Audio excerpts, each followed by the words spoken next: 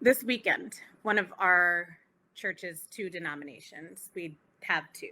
So we are part of the Christian Church, Disciples of Christ, and the park is actually the longest continuously worshiping community in this tradition. And the other denomination is the United Church of Christ, in which I was ordained. And that one, the United Churches of Christ, or UCC, issued the following statement this weekend, and I'm just excerpting from it. We are, it said, advising our congregations to be extra vigilant this week, to avoid gathering in their buildings after credible threats against government buildings and liberal church institutions were received by a couple of conference ministers and one of our ecumenical partners.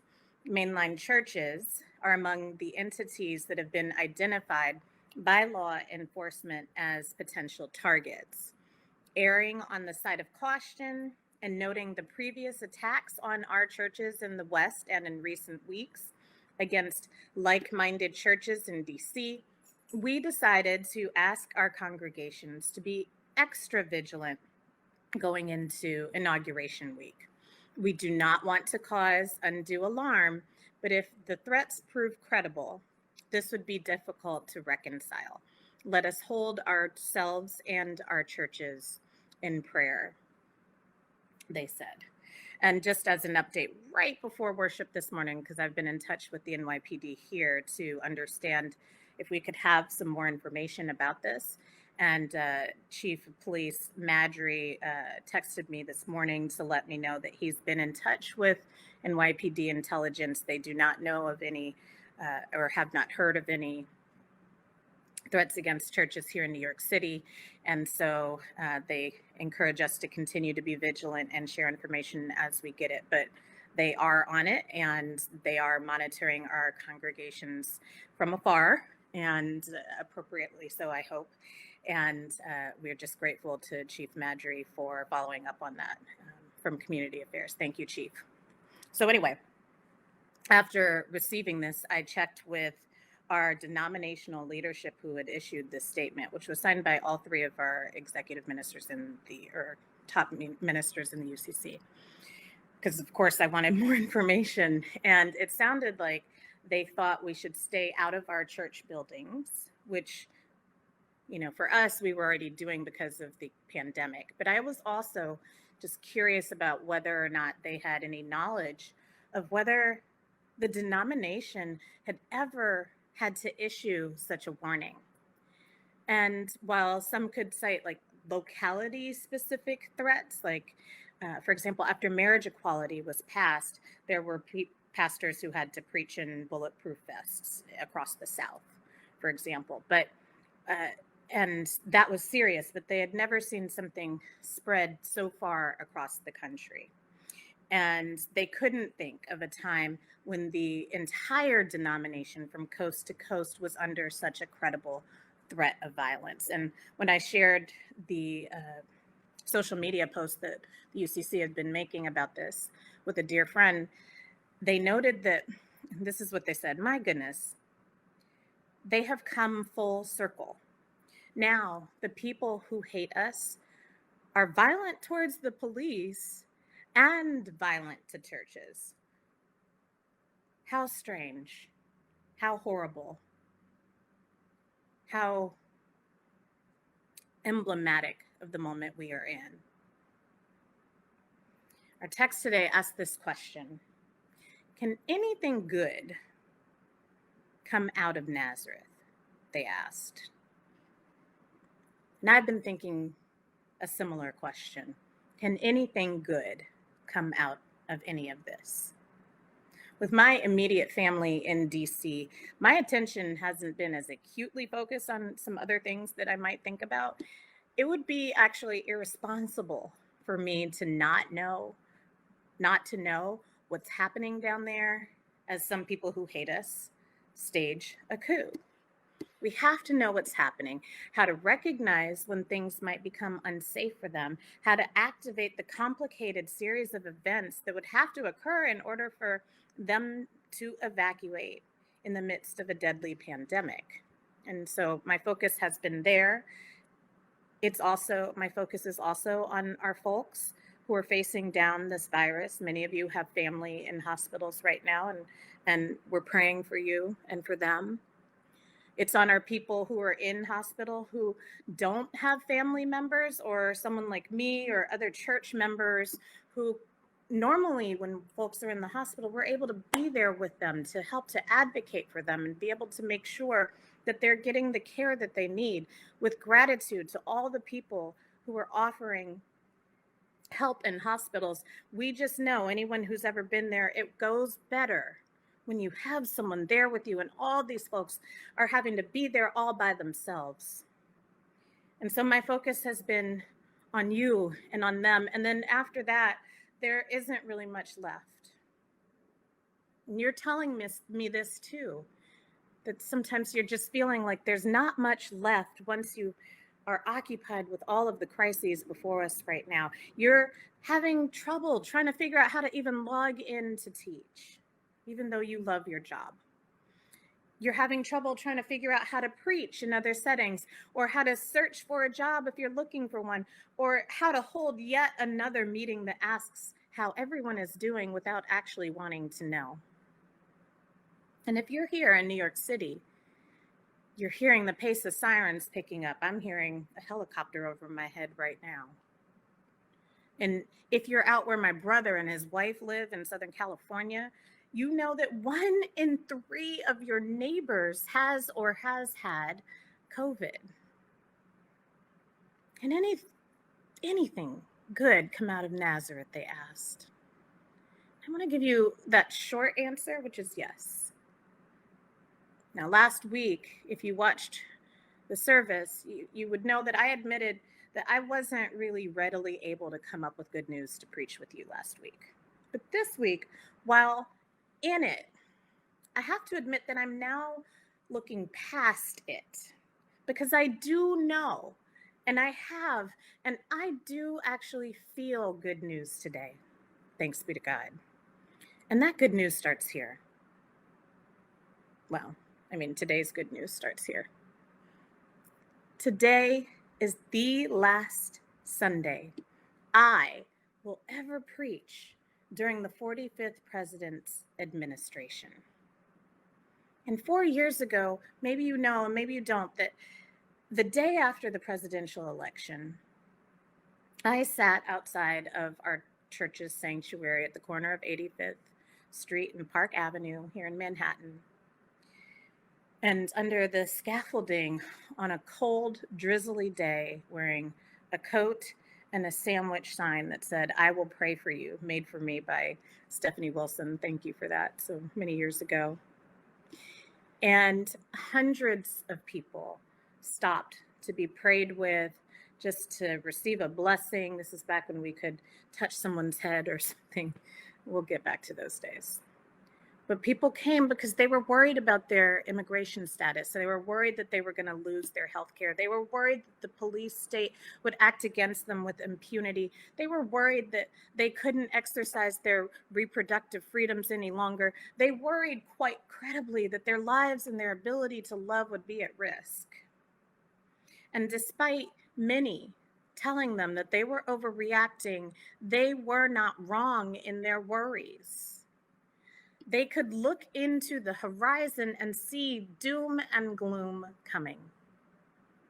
And we prayed that day, and ever since, that those things that we could see coming would not be the end of the story. And as we know, for some, especially in this predictable pandemic, in this preventable pandemic, it has been an end. And for others, and dare I say for us, if you're listening to this, of course, with me, with all of us, we continue to mourn, but we also acknowledge that we're here and we made it. And this is the last time I have to preach under this regime. This is the last time you will hear a sermon at the park under this regime. And the regime is lashing out as expected in their last few gasps of breath. But can you see just past this latest story? Can anything good come out of this? The answer is yes. We just have to understand how to cast a longer vision that is grounded in our faith. Of course, we know that people have been leading a misinformation campaign against Jesus himself since the earliest days in his ministry. They'd have us to think that good news to the poor is fake good news. They'd have us to think that a ministry to widows and orphans and tax collectors and sinners and sex workers and centurions breaks the laws that they choose to focus on. They'd have us to think that our prejudices are actually factual, that nothing good can come from certain places like Galilee. Can anything good come out of Galilee, they ask, just as they ask, can anything good come out of Honduras or Guatemala or Haiti or Iran or Cameroon or Mexico? And the answer is, of course, yes.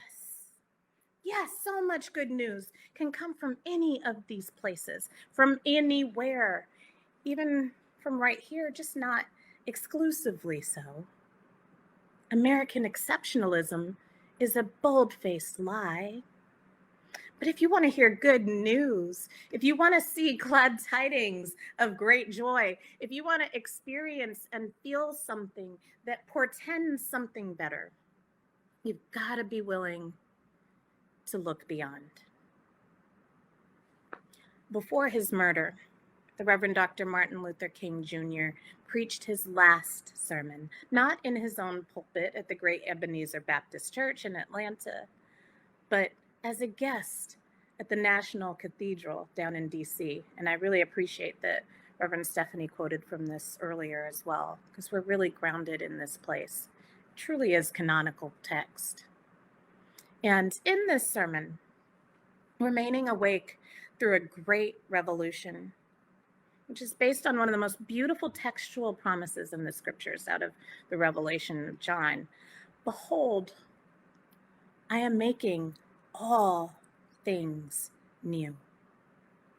And in this sermon, he recalls the classic tale of Rip Van Winkle. Do you know that story?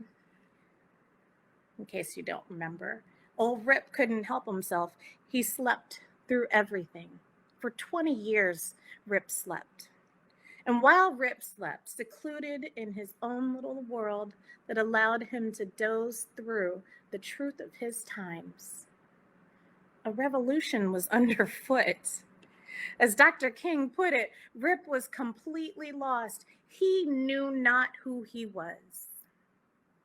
In his toxic seclusion, Rip was so asleep to all that was actually happening around him that he lost the truth of who he was. He couldn't see community and understand his place in it.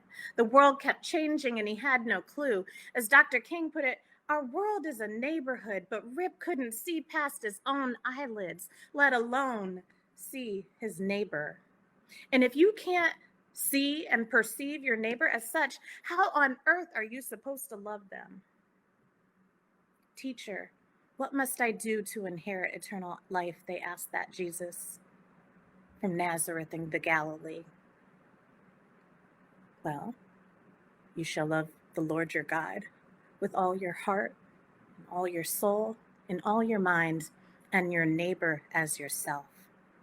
But if you can't see your neighbor as your neighbor, how are you supposed to love them?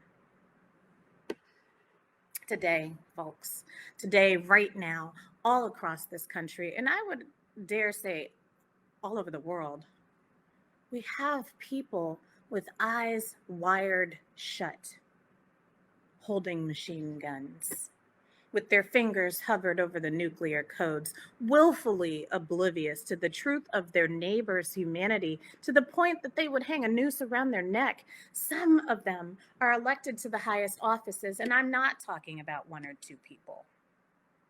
Can anything good come out of all of this bad? And the answer is yes. It must and it will. Because Jesus dealt with the same, with people in power so willfully malignant that they looked right at him and didn't see the blessing in their midst. They were looking at God and looking past all the good that he had within him to offer them. Imagine if world leaders actually listened to Jesus.